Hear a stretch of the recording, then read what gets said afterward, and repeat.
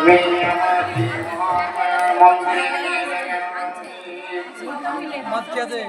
এই কথা অনুমান করতে পারছো না?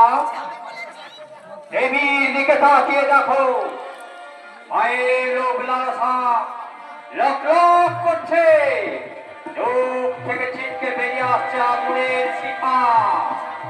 এইসব কিসের ইঙ্গিত জানো না? তোমার পাপে বিজয়নগর শ্মশান হয়ে গেছে। তোমার অপরমতার জন্যই রক্তে মায়ের মন্দির হয়েছে অপবিত্র। তাই তোমার বুকের তাজা রক্ত দিয়ে আমি ওই মন্দিরের পবিত্রতা ফিরিয়ে আনবো। না না না না, তুমি আমাকে নিষ্ঠুর জাল্লাদের মতো হত্যা করো না মহামন্ত্রী। আমি নিরুপায়। এ মায়ের স্বপ্নাদেশ দেশের মঙ্গলের জন্য মায়ের ইচ্ছাকে তোমাকে মেনে নিতেই হবে। দেবরায়, প্রস্তুত হও।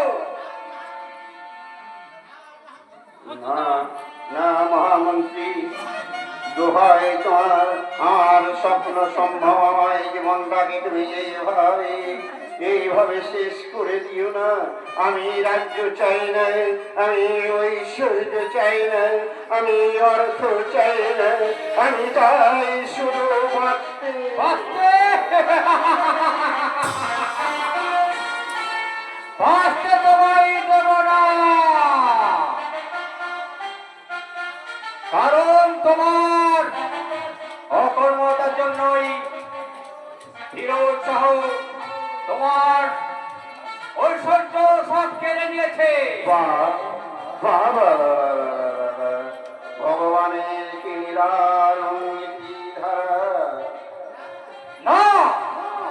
এবার তুমি মৃত্যুর জন্য প্রস্তুত হও।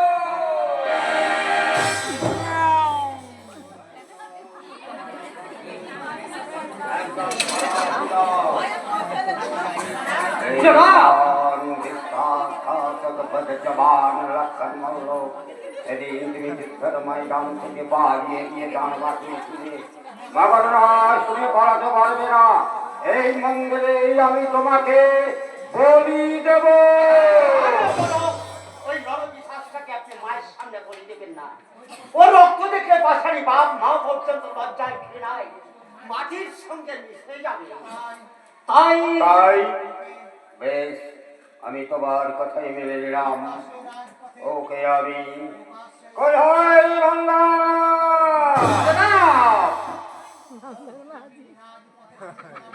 ওকে শৃঙ্খল মুক্ত করে ওর হাতে শৃঙ্খল করিয়ে দে, তারপর নিয়ে দিয়ে ওকে স্কুলে চড়িয়ে দিবি।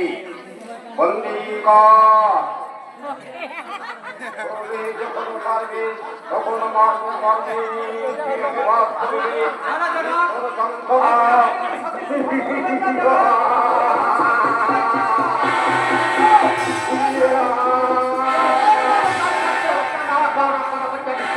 আমার শান্তি নেই। এবার তুমি বুঝতে পারছো ভাবে নিয়ে তুমি মাত্র পেরেছি বলে আমার মনটা পুড়িয়া যাচ্ছে।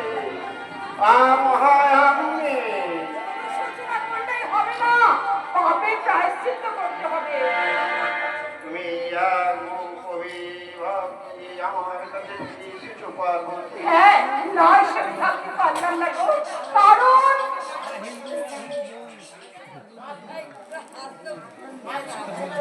বাকি ছেলেটাকে সারা না দিয়ে থাকতে পারে?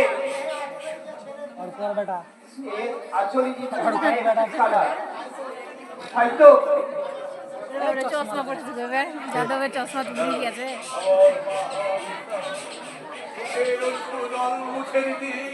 আমি ওই দূর থেকে শুনে এসেছি। সর্দার, তোমার কাছে আমি অত্যাচার করেছি, তাই আমি ক্ষমার যোগ্য নয়। তবু তোমরা যদি পারো সকলে মিলে আমাকে ক্ষমা করো।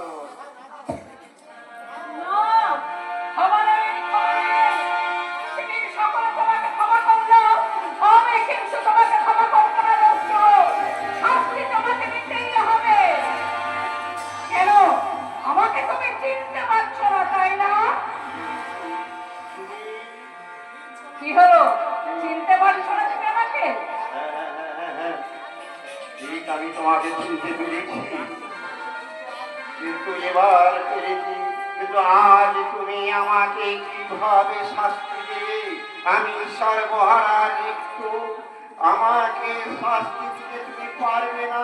নির্মম ভাবে তোমাকে আমায় ক্ষমা করতেই হবে। না, তোমার ক্ষমা নেই। তোমার জন্য বিজয়ী নগরীর শত শত প্রাণ চলে গেছে।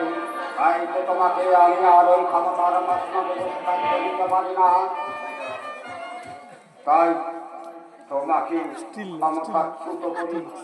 আমি ওই বিজয় নগরের রাজ সিংহাসনে মঙ্গল কি বসাতে চাই। আমি আনন্দিত, আমি গর্বিত, আমি তোকে প্রাণ দ্বারা আশীর্বাদ করছি বাবা।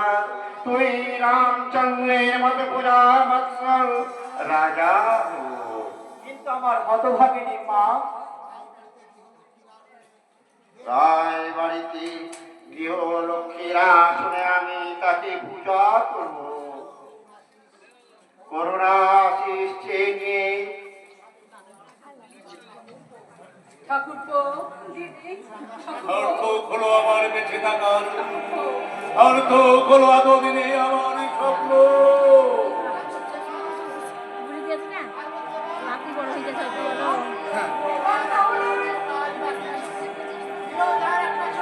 আজ একটা ছোট্ট কাজ বাকি আছে।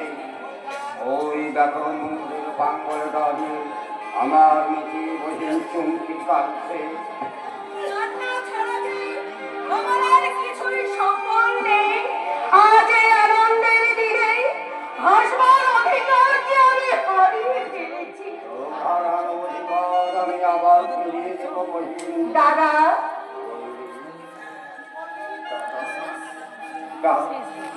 আর একবার আমি দাদা বলে ডাক। আমি ওই ডাক আমি কতদিন শুনেছি। আমি মা চলে যাওয়ার পর দুঃখ আবার ফিরে যাচ্ছে। আমাকে আমার দাদা বলে ডাক।